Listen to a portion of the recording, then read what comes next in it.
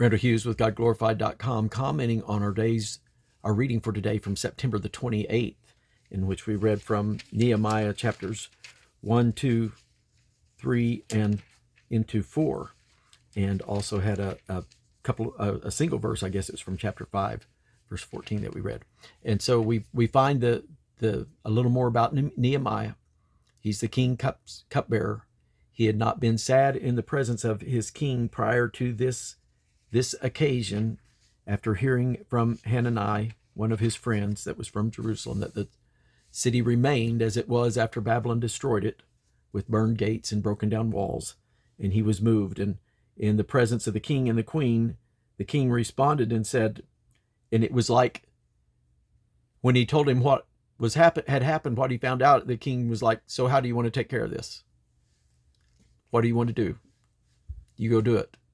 Just immediately the hand of God was upon him to empower Nehemiah to take care of it. And then, of course, anytime you do anything that's right and good and for God, there will be opposition. So Sanballat, the Horonite, and Tobiah, the servant of the Ammonite, they began to mock, and they began to try to dissuade and try to discourage.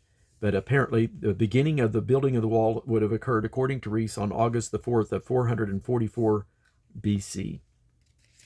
Whereas Nehemiah appearing before the king was sometime in the year of 445, possibly near the end of that year. We don't know. And so then we read through, and it was all the various ones that it sounds like they were building the wall near their house, is what happened. How he motivated them to work. All you need to do is build the wall by your house. And when we all get that, we all work together to do that, we will have built the whole city wall. And that sounds like what was taking place.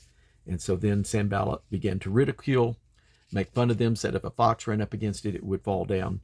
And so just an amazing thing, though, when the people had a mind to work. And so that's one of the things that we pray, is that God will use us, that God will somehow work through us, and that the people that we lead, that we are influencing in some way, shape, or form, will have a mind to respond to God, to his spirit, and they will work to build his kingdom. I just know that the increase of his government and peace, there shall be no end. And I want to be a part of that increase, some way, some shape or form. If I can bless the kingdom, if I can cause someone to be encouraged in living for God and come to the knowledge of truth, that is what I want to do, and encourage you to do the same. God bless you.